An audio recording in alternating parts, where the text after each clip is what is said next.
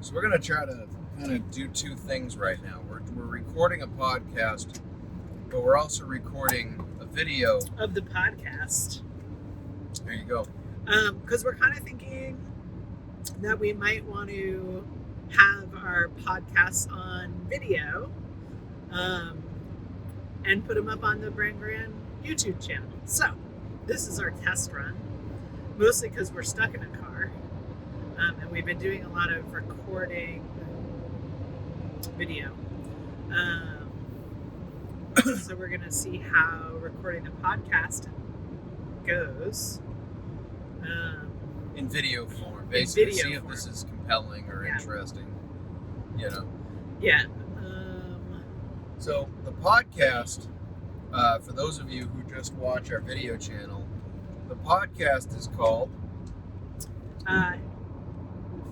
So, it's like, I was about to say the wrong thing. Sorry. It's called The Sacred Arts of Tattooing and Body Modification. And we'll leave a link in the show notes. And just like the way we do the YouTube channel isn't just farming, it's Becoming Fully Human is the title of the channel. Yeah. It's more than just farming. It's an exploration of humanity from the perspective of two artists. Right. You know, our podcast usually deals with body modification mainly, so we're going to talk about that today, and the ideas of sovereign control over your own body. And we figured it actually worked out well. We've been meaning to do one on cultural appropriation for a while, and yesterday we went to a mountain site and we got to see a lot of stuff related to the ancient prehistoric Mississippian culture. Yep. Very, very interesting. We went to Monk's Mound in Collinsville, I think, Illinois. It was fascinating. Cool stuff. Basically, we're going to talk about some of that stuff and some of the stuff we saw yesterday, but we're also really just going to talk about what the ideas are when it comes to cultural appropriation. What's the difference between appreciation and appropriation? Yeah, well, yeah. You know, power over your own body, stuff like that. All right. This is episode 7. We have not been very good at staying on top of posting regularly, and we are hoping, as we say every time, to change that. Life has been a bit complicated recently, as everyone knows. We only have posted one since the pandemic started. And we've been working like 6 or 7 days a week. Watch out for this tire. So because we're working so much, we really haven't had a chance to sit down and record something. Today we are on day 8 of our road trip. Is it? Yeah, it's day 8. Day 8, Monday.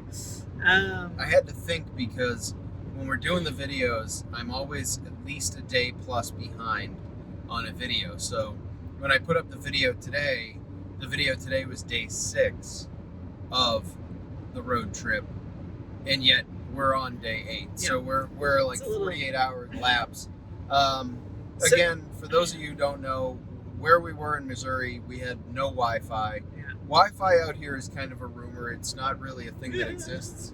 And so you can be as productive as you want, but one of the things that's a plus about this trip, and I was saying I was thankful to T for this, is that you're forced to be in the moment more than you are to be on the phone. I'm not spending any time really on the phone. Check my emails once at night when we, wherever we land, maybe.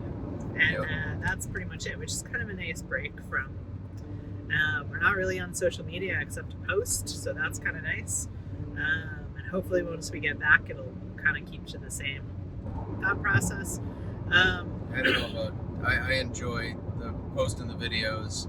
I enjoy sharing stuff this way. For me, especially Facebook, social media is very toxic. Yeah. And I think for everybody. It's for everybody, and I respond really poorly to a lot of that. And, when we say we've been busy, a lot of people have been dealing with a lot of crazy, and I think that we're going to have a little bit more crazy, so we're trying to ignore the crazy and do the stuff that's fun. Yeah, focus more on the positive and what we want out of life and our goals and all that kind of stuff. So anyway, welcome to episode 7. There we go.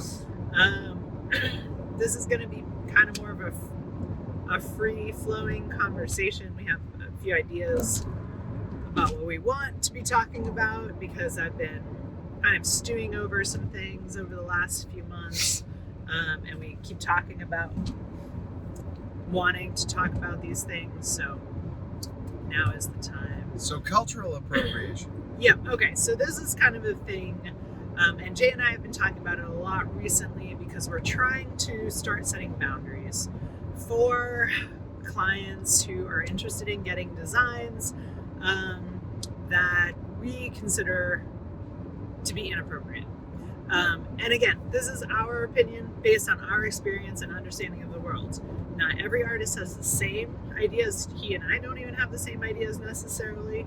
And everybody has their own standards and set of where they draw their line. So for me, cultural appropriation is actually let me start with this because I think this is probably the best example of cultural appropriation versus cultural appreciation, and then we can kind of dig into it.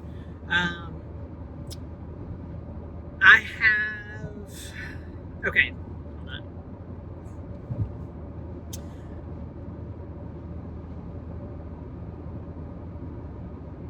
The Maori are probably the most, this is Indigenous people of New Zealand, for those who are unfamiliar, have a very, very strong cultural tradition of tattooing.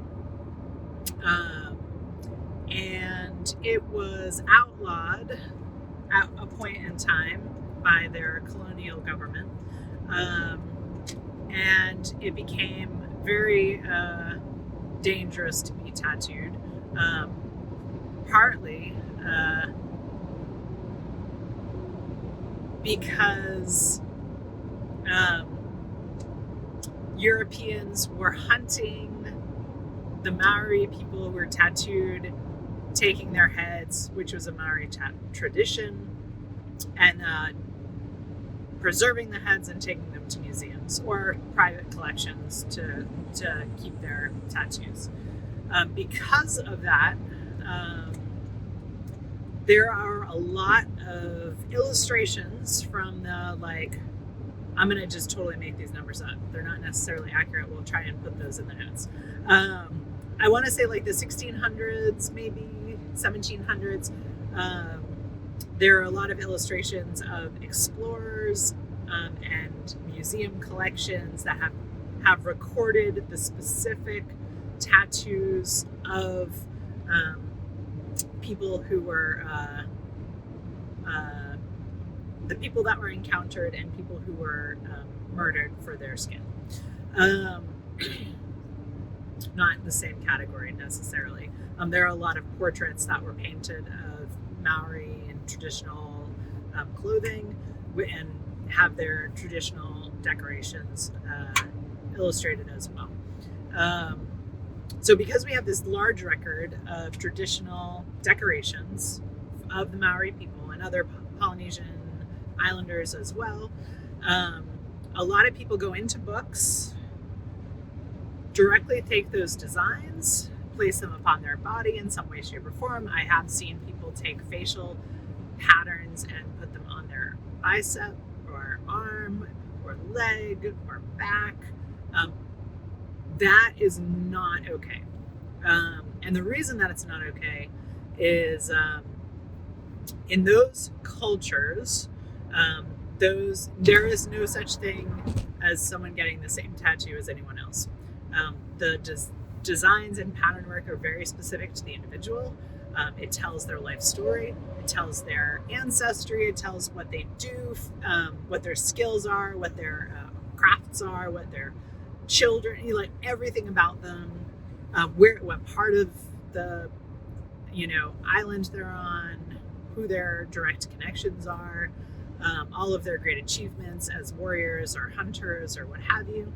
their spiritual status, all of that stuff is is included in their body markings based on very specific patterns that are culturally specific.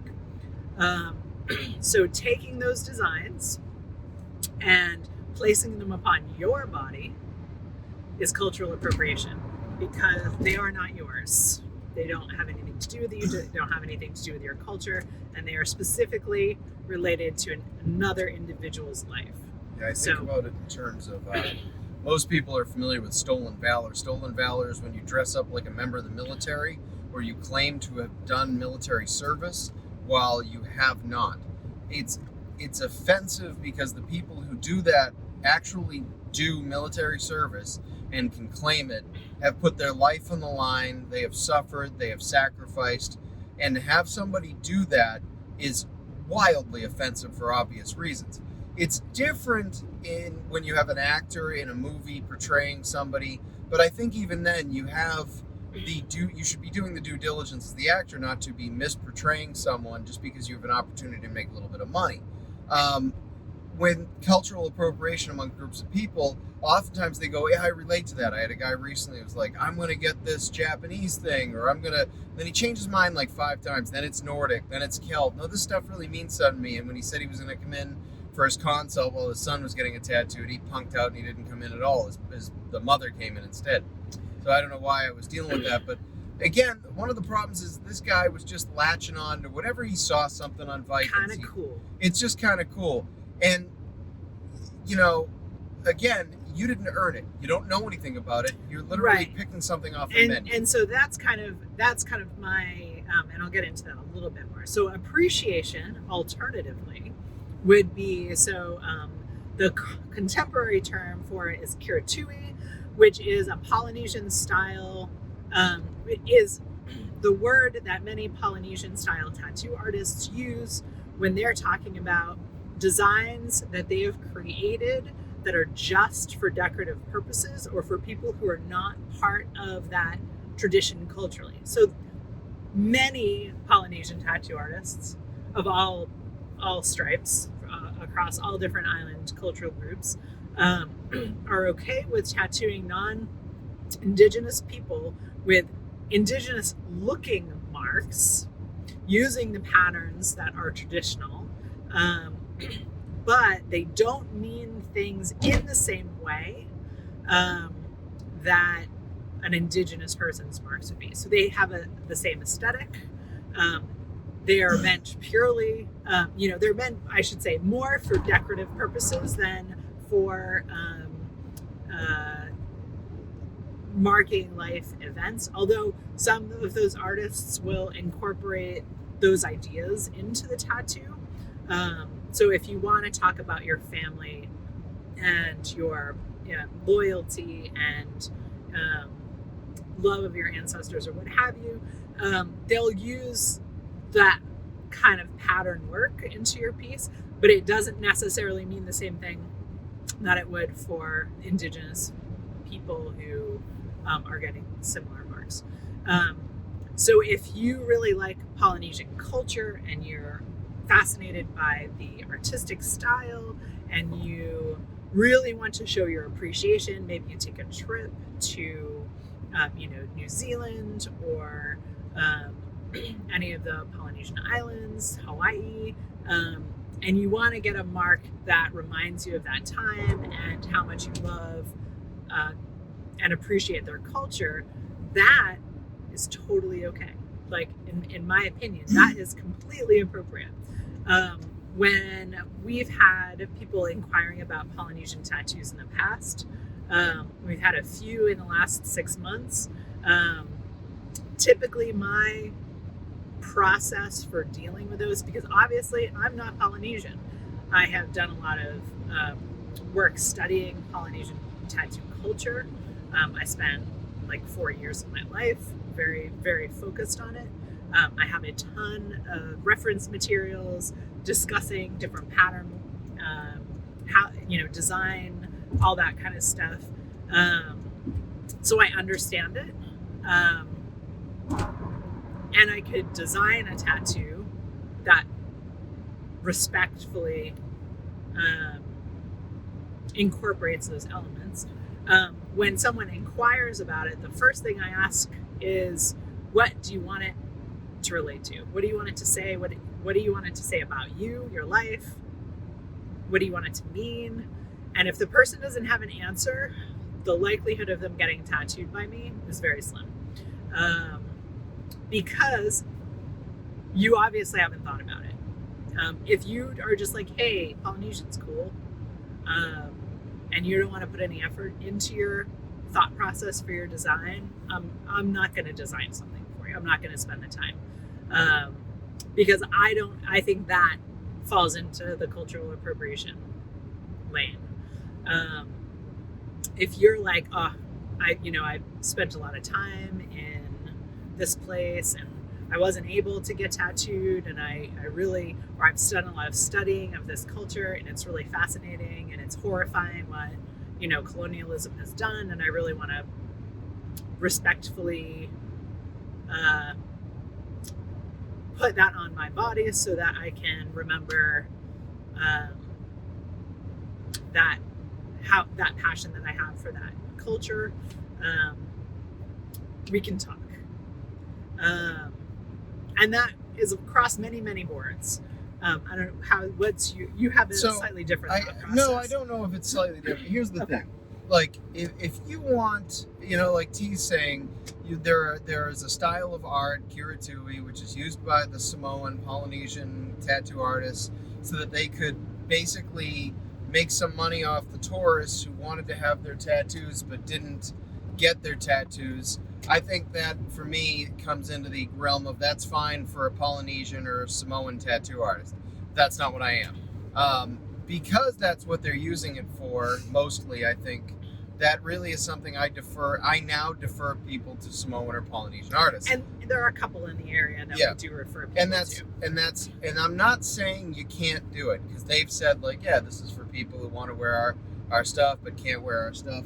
I've become hypercritical of this. Like, you watch something with The Rock on it, now your belief is that this is something you're into. It's like the whole, I like Japanese tattoos. What do you know about Japanese culture? What do you know about the tattoo? And you find out 5 minutes later, they watched The Last Samurai with Tom Cruise like twice. And then one time their uncle showed them a crappy Japanese sword, and that really inspired them. And that's about all the thought process they put into it. At that point, I call it cultural appropriation, because to me, that's what it is.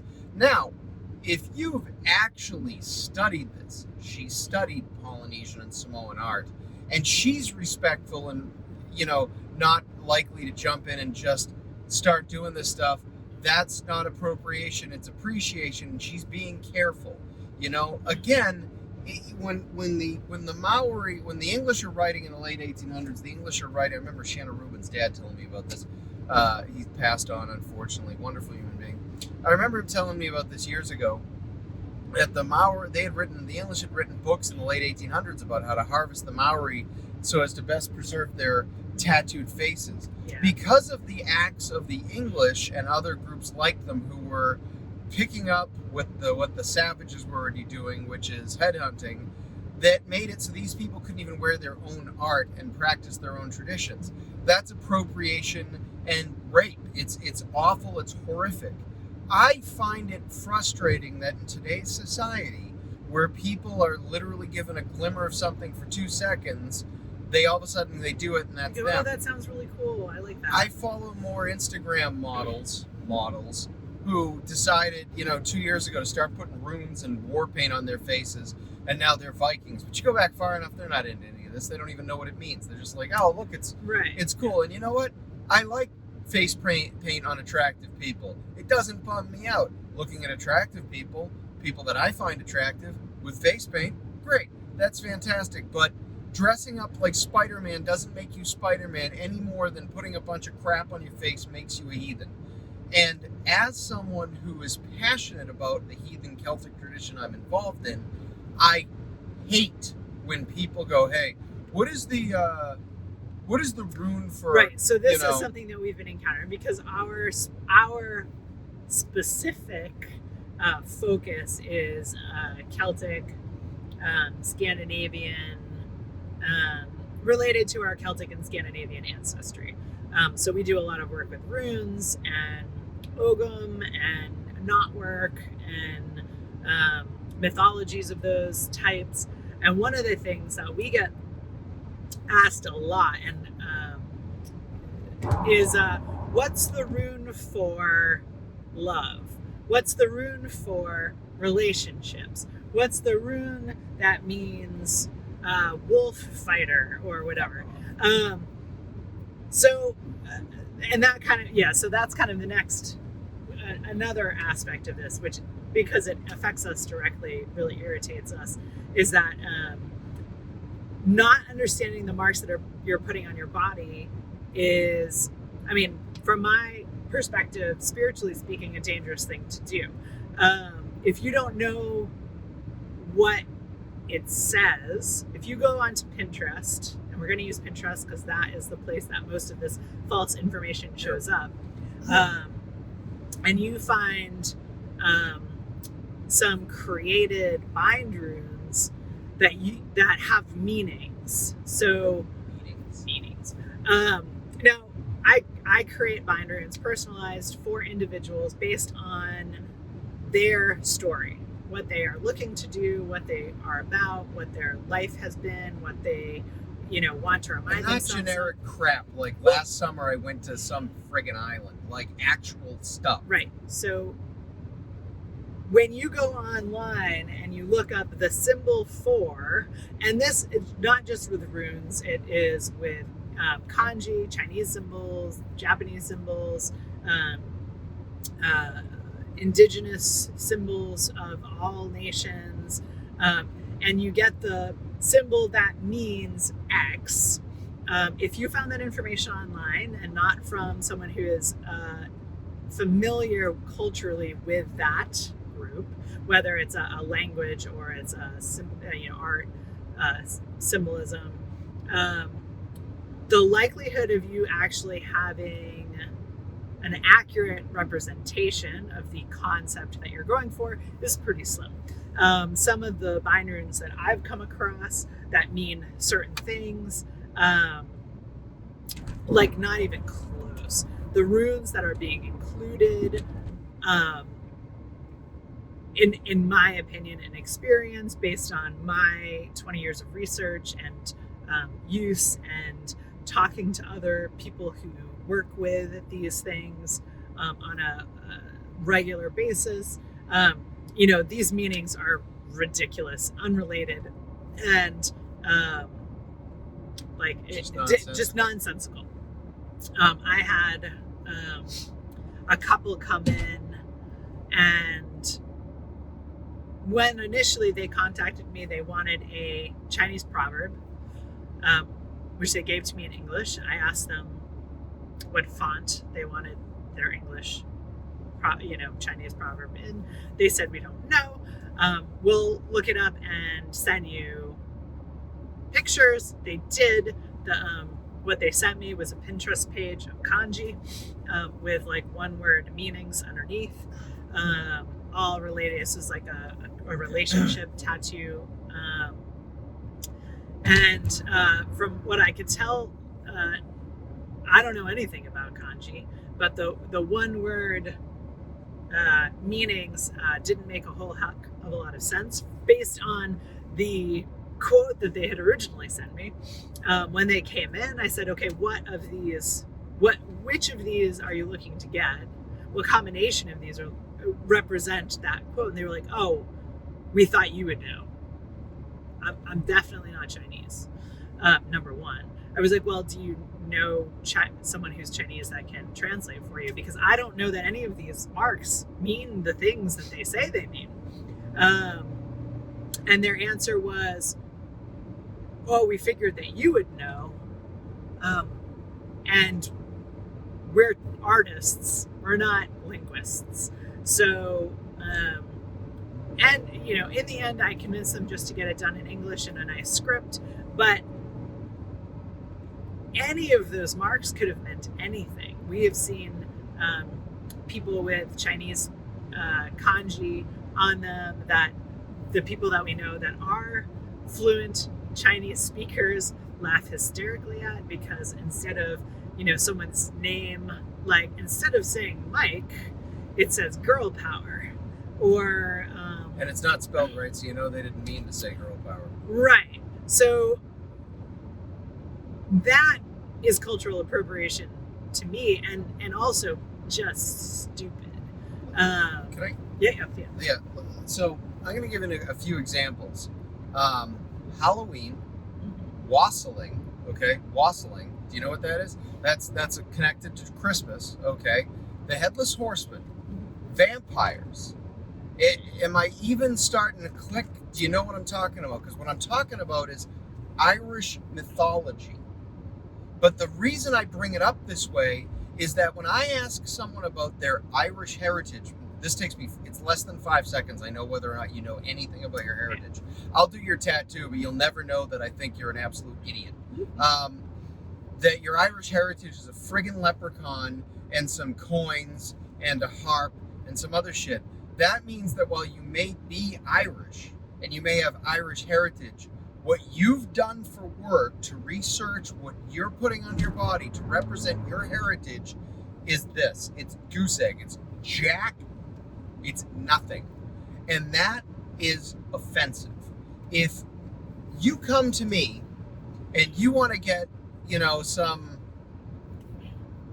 fake Irish heritage thing, you come in and you go, yeah, I'm Irish. I want to get a shamrock. And I'm looking at you and I'm or like, Celtic cross. Celtic cross, whatever. And I'm like, yeah, you haven't done any research. Do I get upset? No. Because to me, that's nonsensical symbolism that's really made for people who don't do any research. And so it's not really cultural appropriation. You're not hurting my culture. And yet still, that bothers me. What bothers me even more is the people who supposedly do some work and research, and they are Irish, and they do want to get something that's connected to their mythology, but they won't do research, but they also won't be open to any ideas. Again, this goes back to appropriation versus appreciation. You can actually be Irish. You can actually have genetic roots to this and still be appropriating your own culture because you don't know what the hell you're talking about. I also find it frustrating, as someone who takes their heritage very seriously, that not only does it bother me when other people don't understand it, but when my own people don't understand it. You're representing, when you're doing something, if I'm doing Kiratui on someone, I am saying not only I'm not stealing or appropriating your heritage, but I am making money off of it.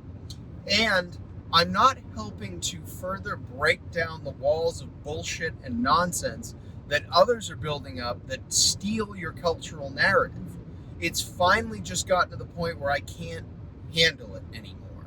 When we were driving yesterday and we go by Navajo Trucking out of Colorado, and aside from the fact that graphically the image was bad and like the character on the side of the truck's kind of facing 3/4 backwards, they took a native woman with blue eyes, and yes, I'm sure they exist, but let's be realistic here. No.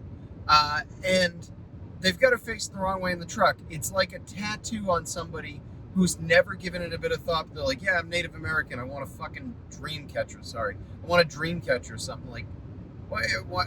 And you're Irish. You could get a shamrock inside the dream catcher. And then Right. So, and that's insane. So these are kind of the other areas that cultural appropriation is something to think about before you get tattooed. So the rules that I have is I don't do I don't do dead native people, no skulls, Nope. with headdresses. Nope. I'm not all right with that. Nope. I'm not even a little bit interested. I don't do ladies in war bonnets. Not okay. I don't do. I have done dream catchers. I'm kind of not interested going forward. I think I'm done with dream catchers forever. Yeah, I'm so tired the of... last one I did kind of broke my soul a little bit. Yep. Other than the fact that it's super unoriginal, it's very like. If you think why do you need a dream catcher? Like, dream catchers are spiritual tools, and they have a meaning and a purpose and a use. You work with them. Dream catchers are the tramp stamp of Native American cultural appropriation tattoos. Right, yeah. So, but like putting one on your body doesn't make any sense. Like that is not a logical thing. Dream catchers protect you from bad dreams as the very base kind of idea about what they're. So like, why would putting one on your arm? Like, why would you put one on your arm with your kids' names and their favorite those flowers? Are your bad dreams that and you're like, it doesn't make any sense. It's just silly. Like, like there was a meme. I used to work for Hot Topic, and there was a meme, like, I don't even know, 5, 6, 7 years ago, who knows? And it was a navel ring, and we sold these, so it made me laugh. A navel barbell with a dream catcher, and it was like, white girls, wear these to get the nightmares out of the vajayjays. Something like that. Like exactly. Like you don't, it doesn't make any sense. That's just silly. So, the other thing that I see a lot of is people using like Hindu cultural symbols. Oh God, yeah, all the time. That don't make any sense and putting them in weird places. So on this, I'm going to give an example. I had a woman who contacted me about wanting to do this sleeve, and she was like, this is what I'm into. I like flowers, but not roses. And I like yoga and Buddhism. And there was one other thing, but it's not important. And then she sent me a ton of completely unrelated images stylistically. Some of them had some like Hindu design work. There was like an unalome with a lotus and unalome. It's the Mobius strip. And some flowers and like. Long story short, I'm going to always ask these questions. If you're talking about spiritual symbols, I'm going to ask what you're trying to accomplish with your marks, because in my philosophy, if you're getting spiritual marks on you, it's because you have a spiritual need for those marks. And if I think that you're maybe not headed in the right direction based on what you would like to accomplish with those spiritual marks, then I'm going to ask you a lot of questions to determine that. So we can kind of work into the right direction. So I said, okay, what concepts, Buddhist concepts, do you want to include? Is there a yoga philosophy that you want to include? And her response was just more pictures. And so I had her come in for a consult, and what she actually wanted was like an unalome with a lotus, with some mehndi designs. So mehndi being the henna pattern work of traditional Indian culture. That has very specific spiritual meanings and purposes. So, needless to say, this person never showed up for their appointment when I booked them, which is not terribly surprising. Not at all. But they weren't actually interested in anything. They just thought it was cool. And if you think something is cool and you don't know anything about it, that is cultural appropriation.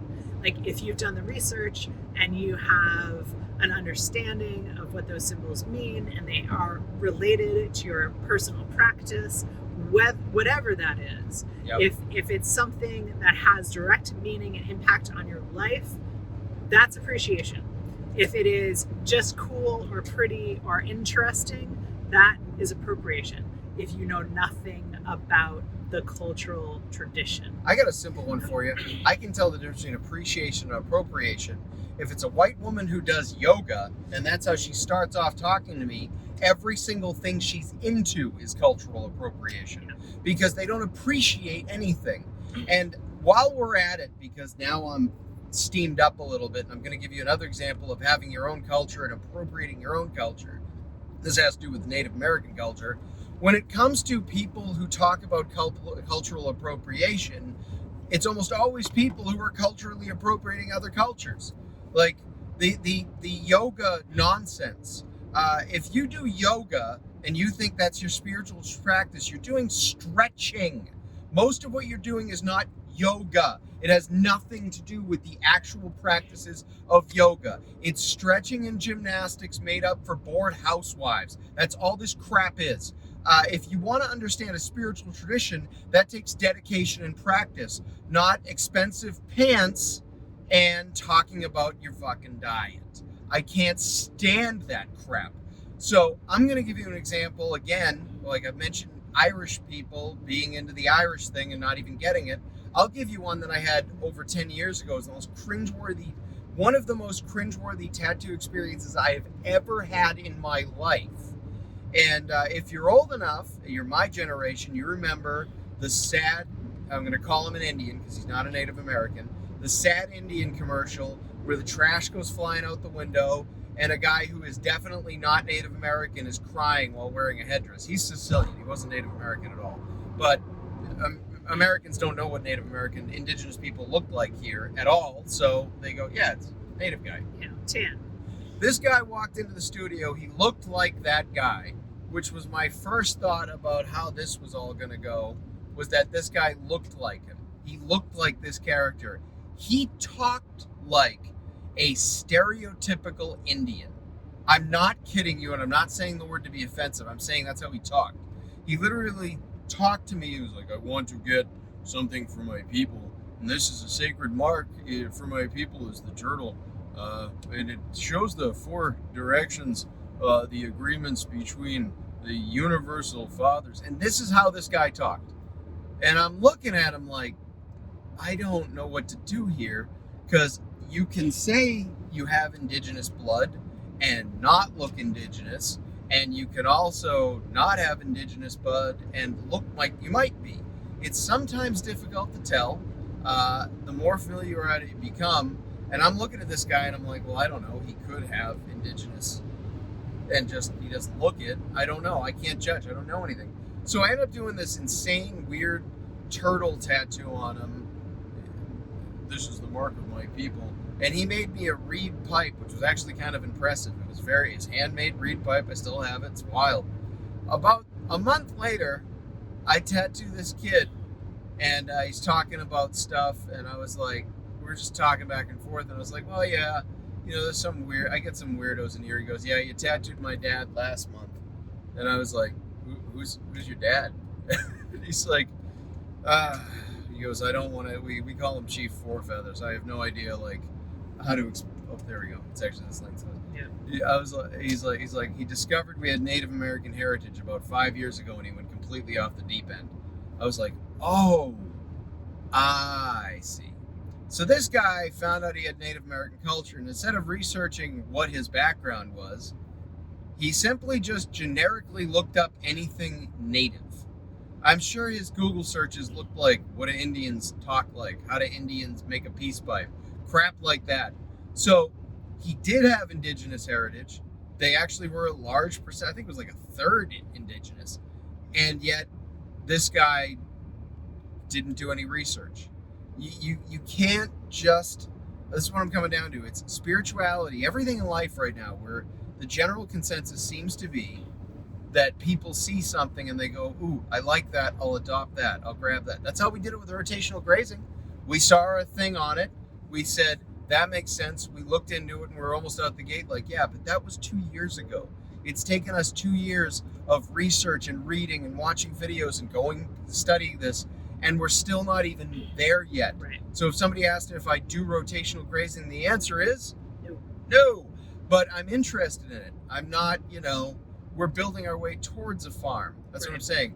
And maybe it's because of the way the world is now, where you get ideas. There's a lot of, where you get ideas where people think they're owed something. People think they automatically get a percentage of something. Maybe that's why they then think that it's okay to go just take something from someone else as long as you like it that's okay. Right. Well, and that's the thing. Number one, we're all like instant gratification, and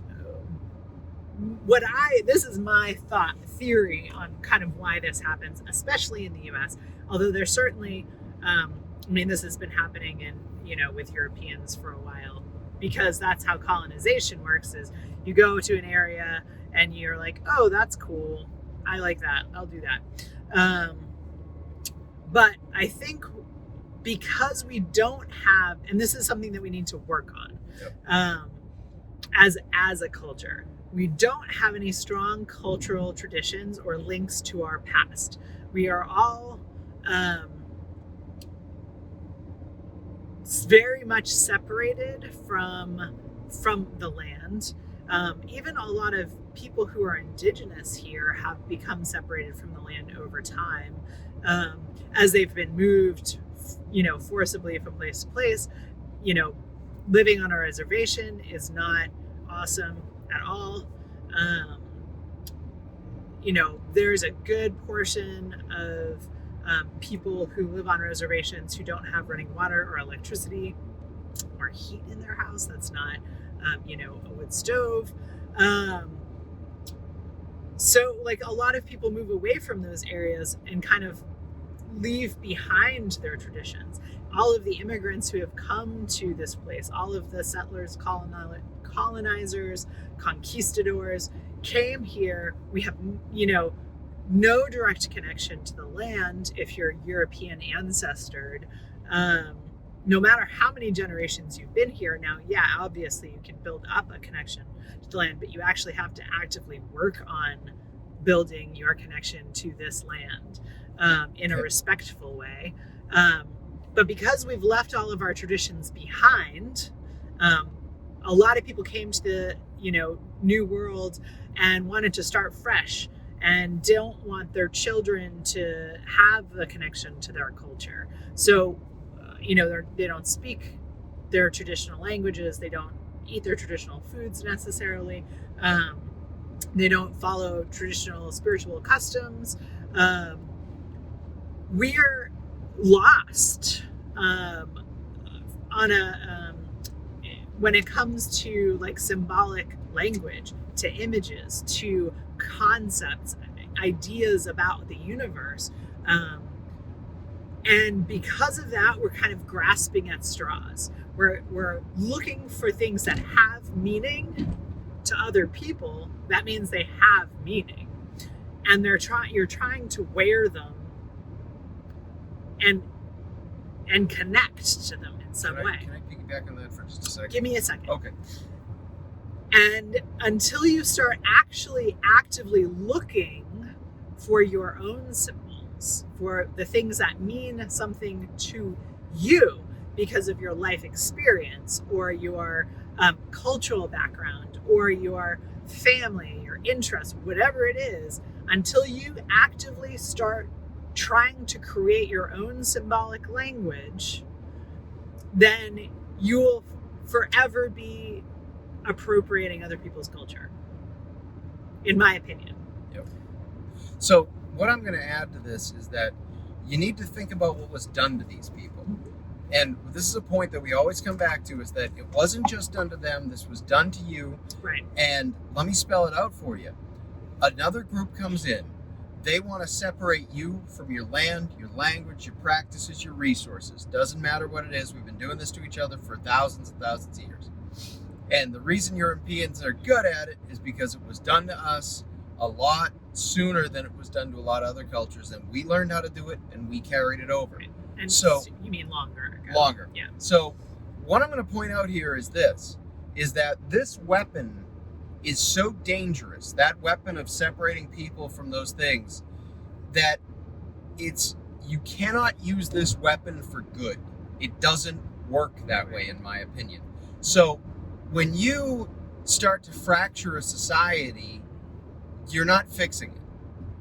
When we're upset now because we have to find out more information, and a lot of people, the answer is, let's get rid of everything now. Yeah. No, without narrative, without expectation, without tradition, you don't have a society anymore. Right. There's no more culture. This is what was done to these people. This is what has happened to them. You do not correct this by doing it to your own culture now. We systematically take away traditions and then wonder why we're more lost. We systematically are cutting away at our own roles and our own traditions, our own rites of passage. Right. And then we wonder why we're lost. You can't, people get upset by Merry Christmas. It's ridiculous. People don't want to We're celebrate. not Christians either. We're not it doesn't Christians. bother. Or And I can understand. Yeah. Yep. The 4th of July this year, we're not going to celebrate that. That's racist. This is a technique being used by a group right now that is continuing this separating, destruction, self-hatred, self-loathing narrative that has been going on for thousands of years. If you didn't like it 500 years ago when let's say it was the church, I hate to blame the church, but it was the church, and they're telling people that your traditions are evil and your practices are evil. It's the same thing again. We're doing it again. The trick to this is that you can have your tradition, like you can celebrate Christmas as a Christian. Now, just because you're not celebrating it doesn't make you a bad person. And just because we're celebrating it as Christmas and Yule and winter solstice and whatever else we choose does not detract from someone else's celebration of Christmas. We need to learn how to go, I can do this and you can do this, and we can respect one another and we can care for things. You and I can look at indigenous art and indigenous cultural practices, and we can share these ideas with people, and we can do representations of these in art to share them without appropriating them. Right.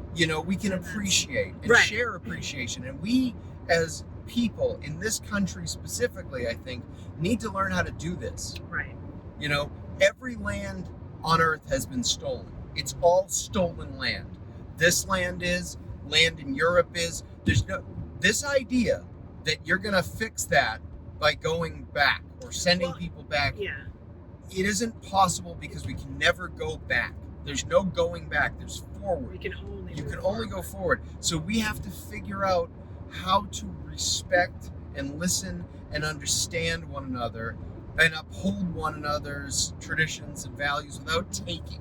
Right, and that's the thing. We're like very much a consumer culture. It is, what can I get? What am I owed? What am I taking? What am I like? What? Me.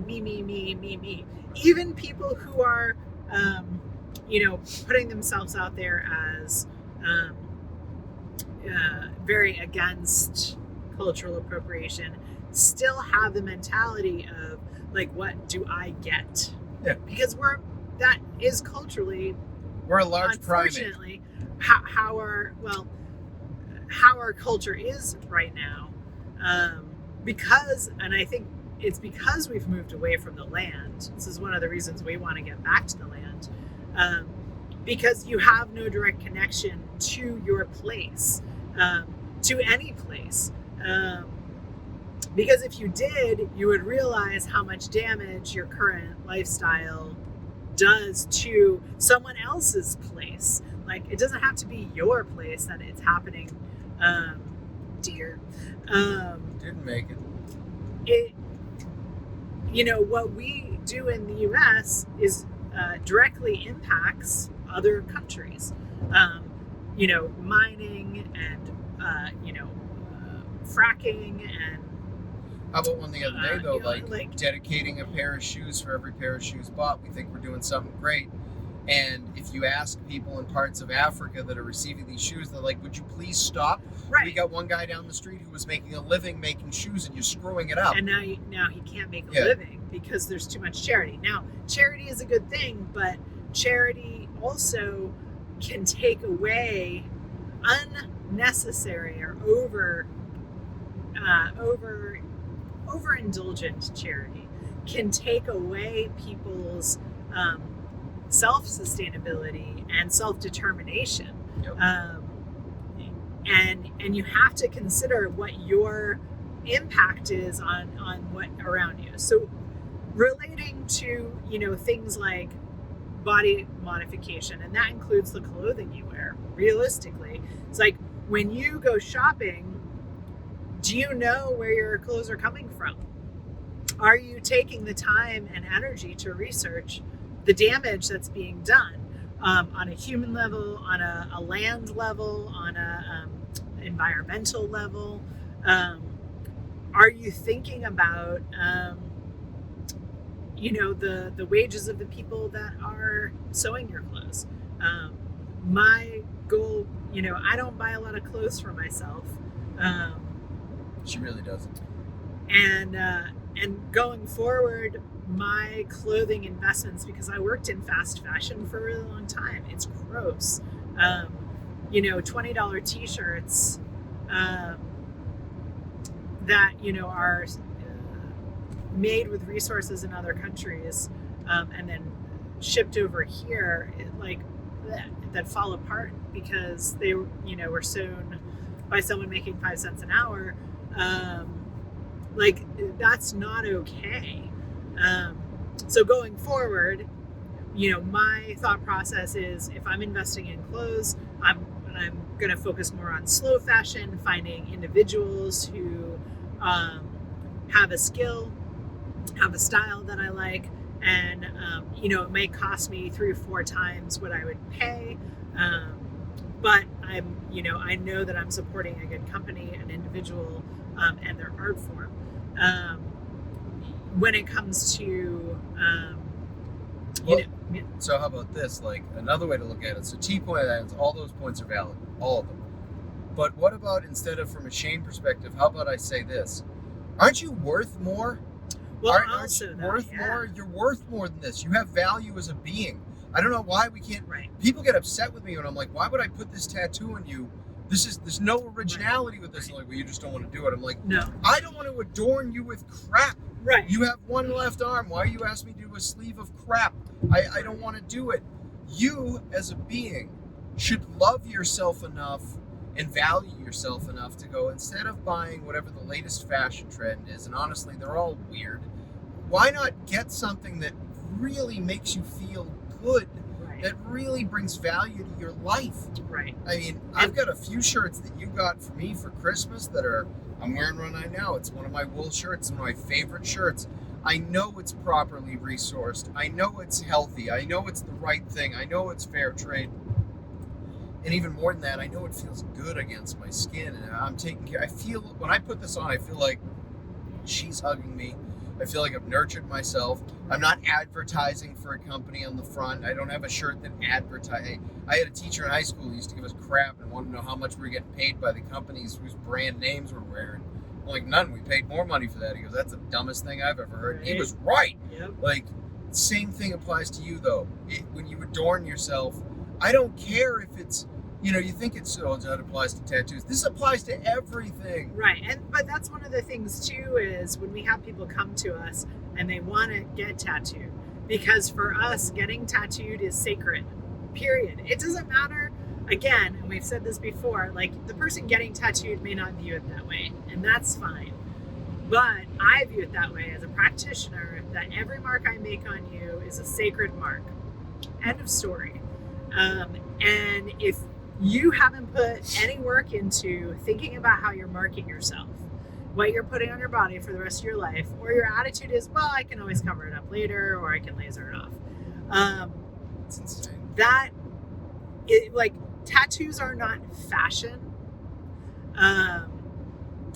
but you're doing yourself a disservice by wanting to get, especially Pinterest tattoos, other people's tattoos, other people's ideas, other people's symbols. Those people have reasons for getting those marks on their body, whether they're, cultural, traditional symbols, or they're, something that's more contemporary.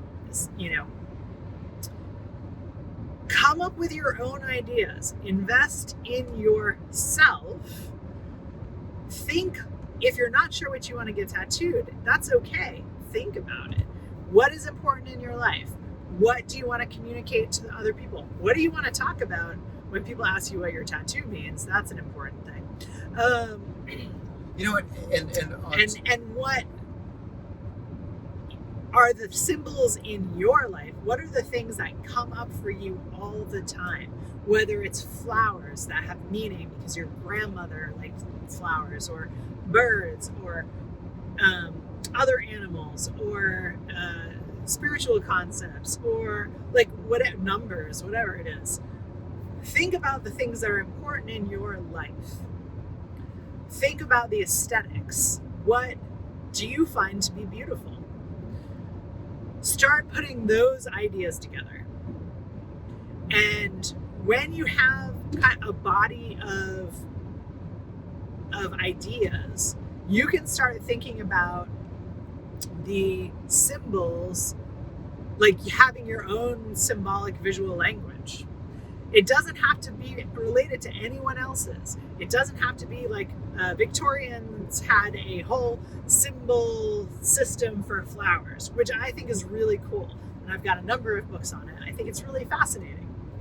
And there are reasons and history and folklore associated with all those meanings. So that I find really, really interesting. But your meanings don't have to match up with previous meanings. It's okay if they go off on their own direction. But make sure you've done the work.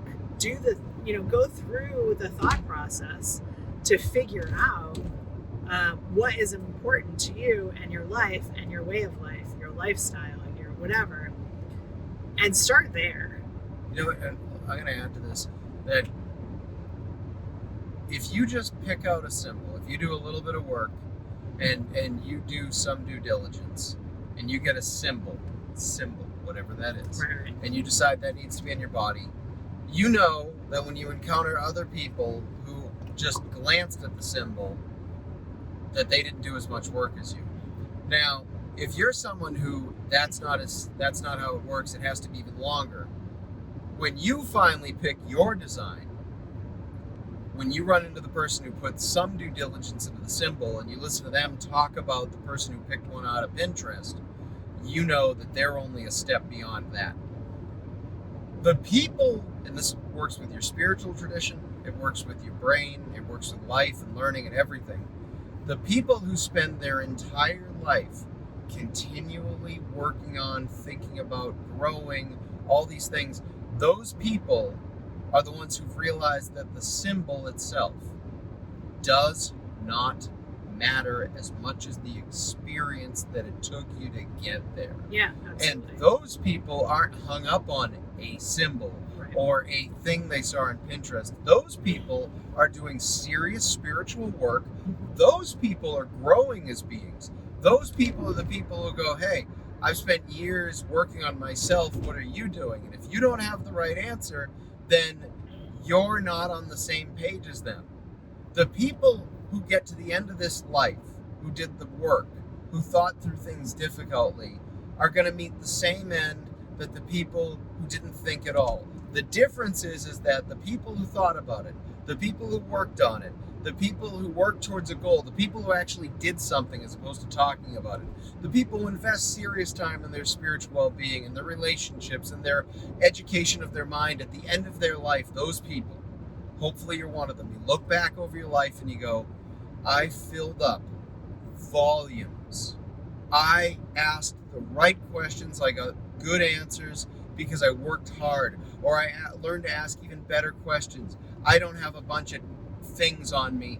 I have markers of life experience, serious, reflective, deep, profound life experience, because that's what I'm about. That's what I earned. Yeah. Everything else, respectfully speaking, starts to look like a bullshit billboard when you look at life like that. Yeah, absolutely. I mean, and that's traditionally tattooing, and we're, talk more about that because that's our passion and our livelihood. And the reason that we do a lot of what we do is related back to, body modification in general.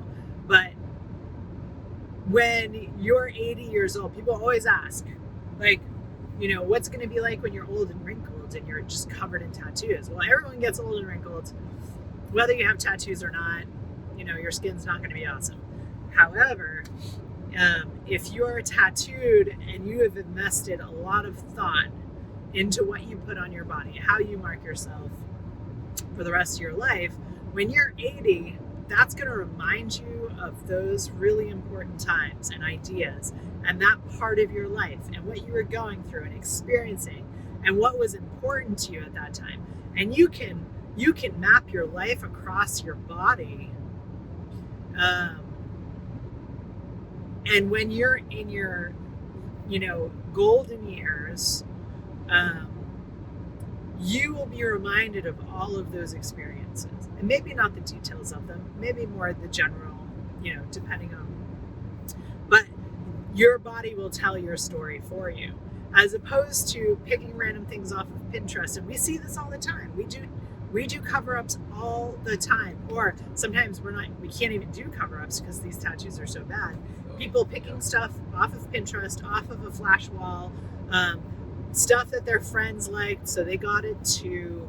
All of this stuff. And it's so disappointing to have these marks permanently on your body that have no connection to you, your life, your understanding of the universe, your cultural practices, your spiritual practices, your family, whatever it is. Having stuff that you have to see every day that means nothing to you is disappointing at the very least. And sometimes it's embarrassing, and sometimes it's really sad because you have huge tracts of your body covered in crap. Do you really want a reminder of how little work you did to pick a tattoo out? Because that's a lot of the ones we have to cover. Exactly. But also, I get two things to say, but one of them is when you go to your tattoo artist, you go, I hate this tattoo, but you're not willing to invest any time in either trying to remove it or listening to the artist tell you that the design you're talking about won't work, and then you're just like, well, I'll pick whatever. It's kind of like going to suck helium out of a balloon and sucking out a fart. There's really no value to it. It's a terrible thing for us to have to deal with. So instead of bothering, don't even bother. Right. Yeah. And the other thing is, I'm going to forget, and then you can finish this off. It takes no talent at all. This goes into the reductionist mindset that I hate. It takes no talent to walk out somewhere and go, there's a water bubbler over there. No one cares about that. This is a talentless thing to do. It takes some talent, but not a lot, to know how to get a bucket and get water out of a well. Okay? It takes some talent. It takes no talent to stand around the well and go, you guys should really build more wells. That's a talentless thing. That's obnoxious and stupid. If you have so many good ideas, why aren't you building more wells? It takes talent to know how to build a well. It takes more talent to know where, why, how. It takes even more to know the value of those things. The world needs more people who, instead of just standing around and go, why doesn't somebody do something? You should have to give more of your stuff to fix this. If you have so much energy and you have so much philanthropy in your heart, get off your ass and figure it out yourself. If you really want to spiritually transform your body, do it. And don't think it comes from picking something off Pinterest. Right. And that's the other thing is that putting spiritual symbols on your body doesn't fix the problem. It can remind you of ideas that you want to bring to the forefront of your mind on a daily basis or a regular basis, but it won't fix it. You have to do the work. I do a lot of bind runes for people, and generally I ask them what they want to accomplish. And part of it is because it becomes kind of like a back of your mind reminder of what you were trying to accomplish. So you kind of like trick yourself into doing it subconsciously. But you can't expect it to, if you're like, I really suck at, I don't know, remembering to meditate. So I want a mark that makes me meditate more. It can remind you to meditate, but it isn't going to make you meditate more. And that's a really base example. No, it's a good. But like, you can't get a relationship tattoo to fix a relationship. You know, like, if your relationship is not awesome, you can't get a tattoo to make it better, because it won't get better. And we get people to ask that all the time. You can get a mark to commemorate a relationship, but understand relationships end. Yep. You know, in a variety of ways and in a variety of timelines. So make sure that is a relationship you would like to commemorate even after it is done.